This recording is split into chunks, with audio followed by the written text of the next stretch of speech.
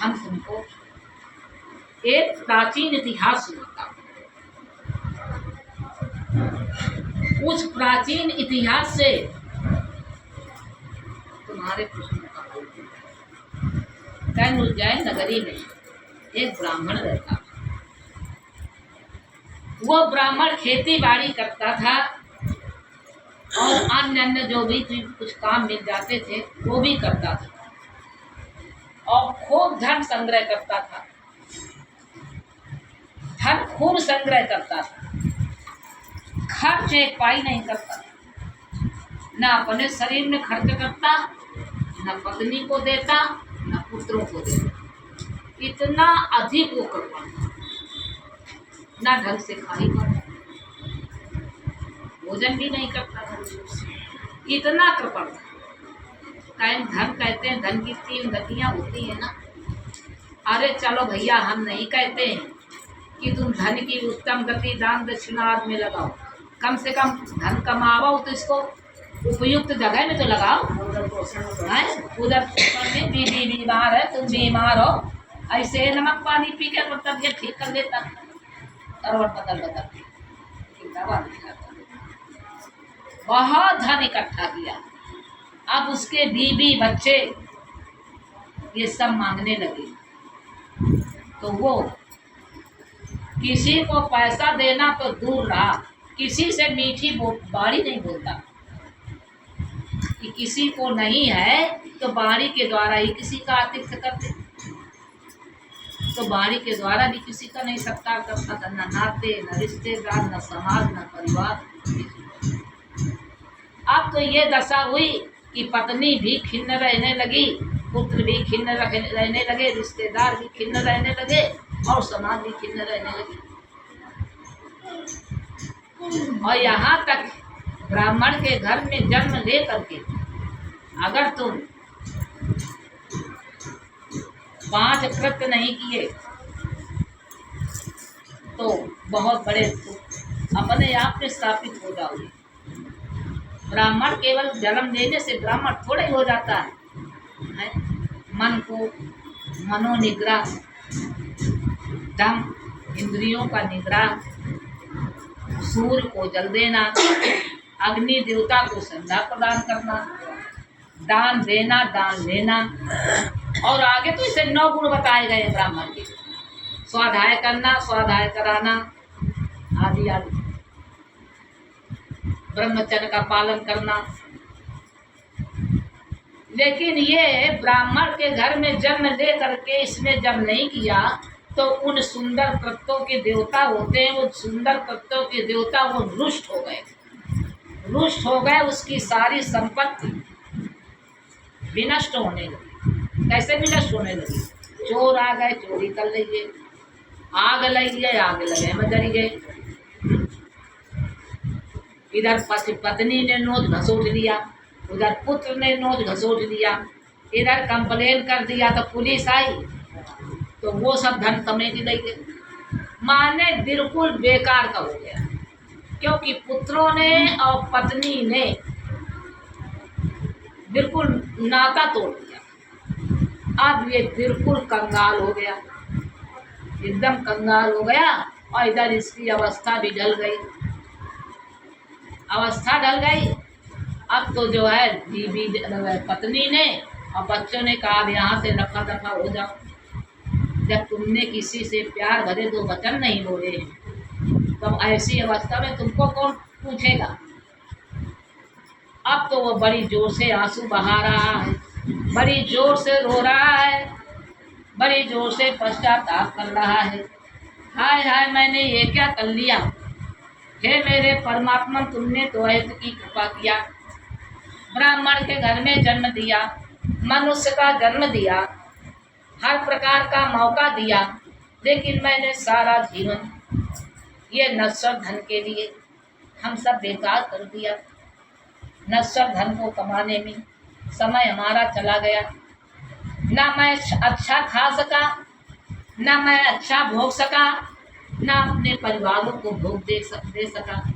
और दान दक्षिणा तो बहुत दूर रही, कभी हवन नहीं किया, कभी सूर्यदेव को तर्पण नहीं किया, कभी तीर्थों में नहीं गया, कभी संत महापुरुषों के सामने मस्तक नहीं झुकाया, कभी सत्संग नहीं गया, कभी कथा भागवत नहीं सुनी। हाय हाय, अब तो बड़ा धिक्कार है, अब तो मेरे मानव जीवन को बहुत धिक्कार है, मैंने बहुत गलत किया।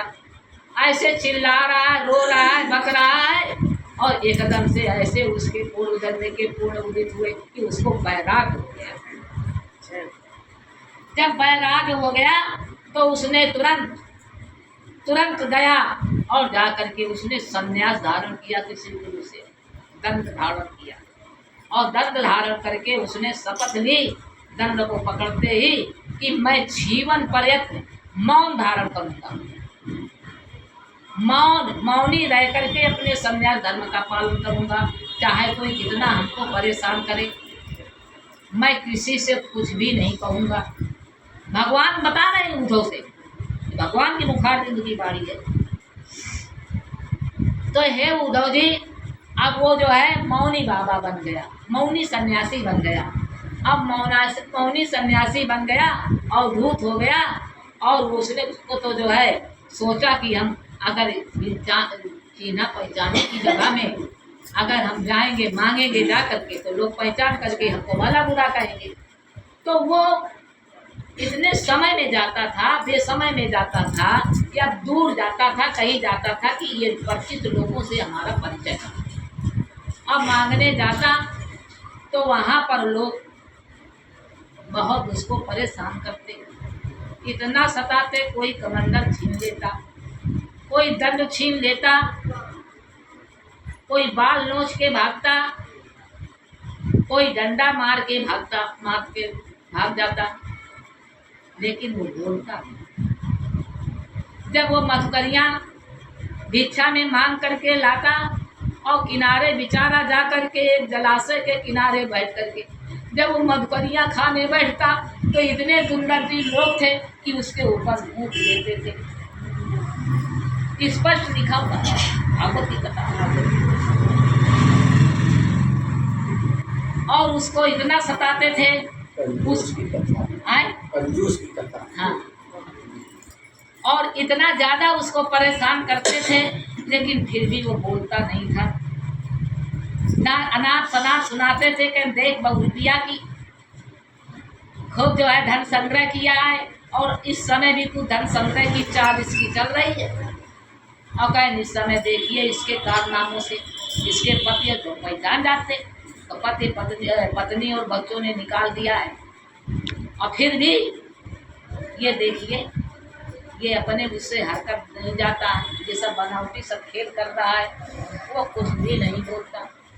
मधुकरियाँ शुद्धि कर देता तो उसे छोड़ करके चला जाता, 2-2 दिन तक भूखा बना रहता, इधर जा रहा है उधर जा रहा है। अवधूत का भेष माने होता है काले कलर के कपड़े होना, न कभी नहाना न कभी धोना, कोई नियम नहीं, कोई संयम नहीं, वो अवधूत होता है।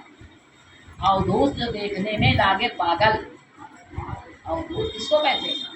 जो देखने में लगे बिल्कुल पगला है। क्यों बांधे हैं इतनी बड़ी पट्टी, क्यों बांधे इतनी बड़ी पट्टी, मुँह पट्टी बांधे, कपड़े काले हो गए, बाल बड़े बड़े हो गए, दाढ़ी बड़ी बड़ी हो गई, अस्त व्यस्त जीवन है। अले पहले पैर चल रहे हैं। एक बार तो वही सही हुआ ना, स्वामी रामकृष्ण परमहंस के आश्रम के सामने बड़ा भंडारा चल रहा था। वो बेचारा कई दिन का भूखा था, और वो जो है पंगत में बैठ गया, लोगों ने उसको भगा दिया। वो रो करके जो है बेचारा वहाँ से कुछ नहीं कहा किसी से, और गया। और जहाँ पर लोग भोजन करते थे ना, तो जो भोजन के पत्तलें जहाँ फेंकी जाती थी वहाँ पर सब कुत्ते छाट रहे थे। वो वहाँ से उठ के गया अपना, वहाँ पर जो कुत्तों के साथ में वो कुत्तों चाट जाए वही बदल देते। अरे रामकृष्ण के जो भूल गई कि क्या नाम था उनका शिष्य का, उनको उनसे कहा, कहने लगे देख ये कौन है? अरे कहने महाराज इसने तो बड़ा गजब कर दिया है, बताओ देखो तो कुत्तों से बदतर हो गया, कुत्तों के साथ खा रहा है, लोगों की जूठन और कुत्तों के साथ चाट रहा है। अरे क्या ये इतना पहुँचा हुआ है, अवधूत है ये, अवधूत शुद्ध ब्रह्म ज्ञानी है, इसका बिल्कुल एकदम भेदभाव मिट गया है। ये मान अपमान से परे हो गया। मान अपमान से परे होना साधारण बात नहीं है बहनों, हैं। कहने में तो सब बातें जो है कह दी जाती हैं, लेकिन जब विचार करो बहन देखो, पंगत से उठा दिया गया, कोई शिकायत शिकवा नहीं, कोई उसको अपमान नहीं, उसको तो पेट भरना है। पेट भरना भी मनुष्य का परम कर्तव्य है, इसलिए वो जूठन में अपना पेट भर रहा है। कहने अवधूत है, इसके दर्शन करो, इसको साक्षात भगवान प्रणाम करो। ऐसे उस ब्राह्मण की अवधूत की दशा हो गई थी। अब उसके ऊपर रोज का यही क्रिया था, जब मांगने जाए तब लोग सताएं, तब मारे पीटे, उसका कमंडल छीन लें, उसका पानी ढका दें, हैं। वो कहीं बैठा हो तो वहाँ पर कांटे ऊपर फेंक दें, माने उसका जीना दूभर हो गया। लेकिन वो ना बोला तो ना बोला, वो सोचते कि इसको बुलवा के रहेंगे। और उसने दृढ़ संकल्प किया था संन्यास लेते समय सदगुरु के सामने, क्योंकि भगवान की बड़ी अद्वितीय कृपा है। मेरे परमात्मा, तुमने मेरी सारी कमाई हुई संपत्ति को नष्ट कर दिया और मुझको वैराग्य दे दिया, ये आपकी बहुत बड़ी अनुकंपा है। इसलिए मैं चढ़ौती के रूप में, दक्षिणा के रूप में, बस मैं यही आपको चढ़ा रहा हूँ कि मैं मौन रहूँगा, मौन रह करके अपना सारे जो है उनको काटूंगा। और वैसे क्या करें, जब रात को कहीं लेटे तो लेटने मस्त हो करके व्याख्या हो श्लोक में उसका गीत होगा, गीत गाया करता, अरे मन तू ही तो सब गड़बड़ कर देता है, जबकि तेरी कोई भी सत्ता नहीं है। किसी ने तेरे एक चाटा मार दिया, चाटा हमारे थोड़ी मारा, आत्मा तक तो चाटा पहुंचा नहीं आज तक किसी का, तो फिर यहाँ कैसे पहुंच सकता है। चाटा लगा तेरे, अरे चाटा लगा तो शरीर में लगा, और शरीर में चाटा लगा तो सुख दुख पैदा तूने किया। अरे तुझको तो धिक्कार है, तुझको तो जाने कब हमसे संबंध विच्छेद कर देना चाहिए। ये सुख दुख ये मन के हैं। अरे पेट तू आज भूखा तो बुला रहा, अरे ये भूख प्यास तो प्राण के धर्म में है। मैं प्राण नहीं हूँ, मैं प्राण नहीं हूँ, और ये भूख प्यास प्राण का धर्म है, इसलिए मैं भूख प्यास से तो बिल्कुल एकदम मैं परे हूँ। और सुख दुख, ये सुख दुख जो है ये मोह है, ये सब मन के विकार हैं। मैं मन तो जाने कब से मैं अमन हो गया था, जिस समय बैराग हुआ था उसी क्षण मैं अमन हो गया। अब उसको जरा से भी गुंजाइश नहीं मेरे पास आने की। जन्म मृत्यु इस शरीर के धर्म है, चाहे आज ही मृत्यु हो जाए, चाहे युग बाद मृत्यु हो। अपने स्वरूप में आज तक कोई भी विकार नहीं आया, कोई भी फर्क नहीं पड़ा। आज तक ना मैं कभी मरा, ना आज तक हम क्या, अरे पूर्ण बिल्कुल ज्ञान में परिपक्व है वो ब्राह्मण। आज तक जो है कोई भी आत्मा तक नहीं पहुंच पाया। आत्मा अद्वितीय है, आत्मा बोध स्वरूप है, आत्मा से ही ये सारा विकास है। ये सारे संसार का जो रहस्य है, ये सब आत्मा के रहस्य से सब रहस्य दिखाई पड़ते हैं। आत्म स्वरूप जिसने अपने स्वरूप में जागृति जिसकी हो गई, तो कहाँ दुख सुख होंगे। उद्धव का बार बार रेखे मारे कही जाए कि तुम कहो कि जो है दुष्ट जनों के द्वारा सताने में जो मर्माहत हो जाता है हृदय, इसका कोई प्रभु, आप तो बड़े श्रेष्ठ वक्ता हैं, आपके मुकाबले तो कोई श्रेष्ठ वक्ता नहीं है प्रभु, आप ही हमको समझा सकते हैं, ढंग से हमको बोध करा दो, जैसे जीवन में कभी दुष्टों के द्वारा सताया जाऊं तो हमारे अंदर जो है जरा से भी जो है छोड़ना हो। इसलिए बार बार कहते हैं कि मैं इतने वो ब्राह्मण इतने थप्पड़ रोज खाता है, लोगों के लात भूसा खाता है, भोजन अशुद्ध कर दिया जाता है, कहते तो इससे क्या होगा। आज तक कोई हमको अशुद्ध करके दिखा दे, आज तक कोई मुझको भूखा सिद्ध कर दे। मारे सारे संसार को भोजन पानी देने वाला हूँ। मेरे प्रकाश से सारा संसार प्रकाशित हो रहा है। अब यहाँ क्या है? ये तो स्वप्न है। रात में गंगू तेली जो है क्या हो जाता है?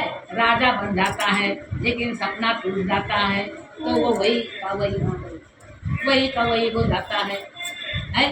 तो इस प्रकार से ये सब जो है वो जागृत का सपना है, वो सोने का सपना और जागृत के सपने में कोई जगह से भी अंतर नहीं है। फिर हम क्यों दुखी सुखी हों? मुझे तो आत्मानंद की प्राप्ति हो गई है। ये दंड ही मेरा आत्मा स्वरूप है। जो दंड दिया जाता है ना, दंड सन्यासी जब ये सन्यास का दंड देते हैं तो वो दंड किसका प्रतीक है? आत्मा का प्रतीक है। इसको न छोड़ना, ये तुम्हारी आत्मा का प्रतीक है। ये तुम्हारा ब्राह्मण का अस्त्र शस्त्र है। और दंड सदैव इसको देख करके अगर इसके नियमों का पालन करोगे तो लोग परलोक दोनों जगह आनंदित रहोगे। और अगर इसका उल्लंघन करोगे तो मैं तो दंड हूँ, फिर दंड भी तुमको भुगतना पड़ेगा। एक ये भी भाव दंड धारण करने का, इसलिए जो सन्यासी लोग दंड सदैव दिए रहते, उसको बंद किए रहते, और जब रात में विश्राम करते हैं तो उसको उनकी याद में टांग देते हैं, और जब सुबह उठते हैं तब उसको प्रणाम करते हैं। उसी की पूजा। फिर सन्यासी की और अन्य किसी की पूजा नहीं रह जाती। तो इस प्रकार से सन्यासी बार बार ऐसे गीत गाता था। हे उद्धव जी, बार बार भगवान संबोधित कहते हैं, हे मेरे बुद्धि उद्धव जी, हे मेरे प्यारे उद्धव जी। ये समझ लो कि वो कैसा था, कैसा से कैसा हो गया, और इसके बाद वो ऐसा हो गया कि बिल्कुल निर्माण मोह हो गया, बिल्कुल निर्वाण मोह हो गया। वो मान अपमान से सबसे परे हो गया। अरे देखे ऊपर मुँह दिया जाए, इससे ज्यादा और क्या होगा है? लेकिन उसको तो बढ़िया सुंदर गीत गाता था। ये अवधूत के गाए हुए गीत जो कोई भी श्रवण करेगा वो कभी भी सांसारिक आसक्ति में नहीं फंसेगा। आसक्ति थी ना उसकी धन में। हाँ, अवधूत की ये कहानी को ये उनको जो कोई भी श्रवण करेगा वो संसार की आसक्ति में नहीं फंसेगा और उसकी अधोगति नहीं होगी। और जैसे सन्यासी की सदगति हुई, सन्यासी को परम ध्यान की प्राप्ति हुई, तो इस दृष्टांत को जो कोई व्यक्ति सुनेगा उसको जो है भगवान के परम ध्यान की प्राप्ति होगी। जो कोई करता है सब करता है, उसको ज़्यादा में ज़्यादा महार लो, ज़्यादा में ज़्यादा शब्द लो, ज़्यादा में ज़्यादा ब्रह्मा का लो की प्राप्ति होती है। लेकिन जो सदैव अपने आत्म तत्व की चर्चा, मेरे स्वरूप का स्मरण करके जो निरंतर गाता रहता है उसको तो मेरे लोक की ही प्राप्ति होती है, मेरे परम धाम की ही प्राप्ति होती है। इसलिए उद्धव को उसको अवधूत को, उस ब्राह्मण को फिर अंत में परम धाम की उद्धव जी संतुष्ट हुए, भगवान के चरणों में प्रणाम किया। बोले अब नहीं, चाहे जितना हमारा कोई जितना भी अपमान कर दे, अब मैं मान अपमान से आगे समझ लो उद्धव। तो इस प्रकार से कहते नहीं है कि कभी पाप कभी पुण्य, अनंत अनंत जन्मों के भरे पड़े, अनंत जन्मों का प्रारब्ध का के रूप में ही तो ये है। लेकिन हाँ, ये है अच्छे जन्म, अच्छे पुण्यों का प्रभाव है। मानव जन्म मिला, और मानव जन्म के साथ साथ सत्संग की प्राप्ति, सद्गुरु की कृपा दृष्टि, इन संतों का दर्शन और इस सत्संग में बैठ करके भगवत चर्चा को श्रवण करना साधारण समझते हो गया। ये साधारण नहीं है। फुटपाथ में कीमती हीरा बिक रहा तो क्या वो साधारण हो जाएगा? और एक मिट्टी की भड़िया अगर जो है बढ़िया सुंदर उसमें रखी होएगी, जहाँ सोना चांदी रखा जाता है, तो क्या वो सोना चांदी के समान कीमती हो जाएगी? क्या कभी नहीं होगी। हीरा खाए जितना मिट्टी में पड़ा हो लेकिन जानकार लोग उसको उठा देते हैं, लगा देते हैं और कोई दूसरा हीरा नहीं है मार्ग से वो हीरा। जब इस हीरे की प्राप्ति हो गई, जो चीज तुमको कष्ट देती हो, देखिए कोई आज तक माई का लाल नहीं हुआ जो किसी को सुख दुख दे दी। सुख दुख आज तक कोई किसी को नहीं दिया। ये सुख दुख, हानि लाभ, मान अपमान, ये सब मेरे ही मन गढ़ा, मन के गढ़े हुए हैं। जब ऐसा पादी मन है तो इसको फिर क्या करोगे? एक कवि ने कहा है, नीचे की लाइन में थोड़ा गड़बड़ा जाती, थोड़ी बुद्धि की समय हमारी गड़बड़ कर रही है। रत्ना करम तो ग्रहम ग्रहणी च पद्मा तम किम ददाति जगदीश्वराय आधीर मन अनहत मानसाय किम तम दत्तम अहम त्वां दत्तम मना कृपया ग्रहणी यदुपते कृपया ग्रहणी। मतलब कवि कहता है, मैंने सुना है कि ये मन बहुत चंचल होता है, चारों तरफ इसी के प्रति बड़ी संवेदनशीलता रहती है। मन को बस में करो, मन को बस में करो, मन को एकाग्र करो, मन को ऐसा करो, मन को वैसा करो। बहुत फालतू चीज है यार। अब भगवान आपने कहा है कि जब फालतू चीज हो तो हमका भी, भगवान के समान कौन सरल होगा? जो फालतू चीज हो वो हमें दे दो। तो कहन हमारे पास फालतू चीज है मन, और आपके लिए हम क्या दें?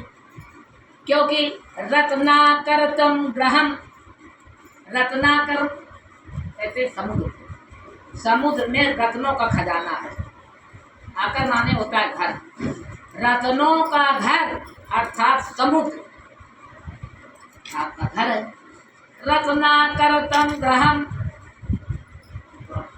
ग्रहणी च पद्मा, और आपकी गृहिणी धरती ना आपकी, वो भी तो लक्ष्मी है।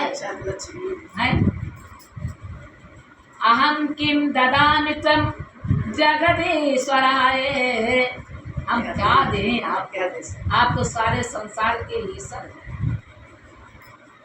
आभीर मन अनाहत मानसाय, आपका मन हमने सुना है कि गोपियों ने चुरा लिया है, और आप बिना मन के हो, और हमारे पास मन जौन है वो फालतू है। तो ऐस कर लो, साझेदारी कर लो। हमारा जो मन है फालतू वह हम आपका दे दें, तो आपका मन, आप मन वाले हो जाओगे। और जब हम मन वाले नहीं होंगे, हमारा मन जो हमको बहुत परेशान करता है आपको दे देंगे, तो वो आपके चरणों में मेरी अनन्य भक्ति होगी। तो भगवान की कहाँ तक महिमा कही जाए। देव देवा सर्वभूते, ये जो हमारा परमात्मा है समस्त प्राणियों में दुख रूप से छुपा हुआ है। देवा सर्वभूतेषु मूला कर्माध्यक्ष सर्वभूतेषु, कर्माध्यक्ष सर्वभूतादिवासा, सारे शिव के आप जो है सबके कर्मों को बड़े अध्यक्षता से आप देखते रहते हो। कर्माध्यक्ष सर्वभूतादि, विश्व से कम परिवेश, एक विश्व को अपने दायरे में आप समेटे हुए हैं। जैसे इसमें मुट्ठी में कोई चीज रख दी जाए तो मुट्ठी के दायरे में, ऐसे ही आप विश्व को, अब आपको जो है निर्गुण स्वरूप और चेतन, चेतन आप ही पर्यायवाची, चाहे निर्गुण कहो, क्योंकि जितने गुण नहीं है उसी में हर प्रकार के गुण है, और उन गुणों को सत्ता देने वाला चेतन स्वरूप परमात्मा। कथा परम ब्रह्म परम ब्रह्म कायं सर्वभूतेषु परिवेशितारं ज्ञात्वा देवं अंगधारं। ऐसे महिमावान पुरुष को जान करके मनुष्य का कल्याण हो जाता है, अमृत पद को प्राप्त हो जाता है। अमृत पद क्या है? यही परम धाम है। चाहे इसको परम धाम कहो, चाहे अमृत पद कहो, और ये अमृत पद ही हमारा स्वरूप है। इस स्वरूप में आज तक मृत्यु का लेस मात्र भी की गुंजाइश नहीं। ऐसा कथा उस परमात्मा के लिए की गई है। कथा परम ब्रह्म परम श्रेष्ठ ब्रह्म, कथा परम ब्रह्म परम महानतम, परम महान है कथा परम ब्रह्म परम महानतम। सर्वभूतेषु गूढ़ा, समस्त प्राणियों में आप छिपे हुए हैं। सर्वेषु तथा परम ब्रह्म परम महानतम यथा निकायाम सर्वभूतेषु गूढ़ा विशेष एकम परिवेशितारम। ऐसे जो पूरे विश्व को आप अपने कायदे आपके अंतर्गत पूरा विश्व सत्ता पा रहा है। ऐसी महिमावान पुरुष की ऐसी महिमा को जो संत महापुरुष या भक्त जान लेता है, वो अमर पद को ही प्राप्त हो जाता है, वो अमर हो जाता है, वो आपका ही हो जाता है। अब समय भी बहुत हो गया, हमको ऐसे बोलती चली गई, बहुत टाइम हो गया। फिर से बोलो सद्गुरुदेव भगवान की जय।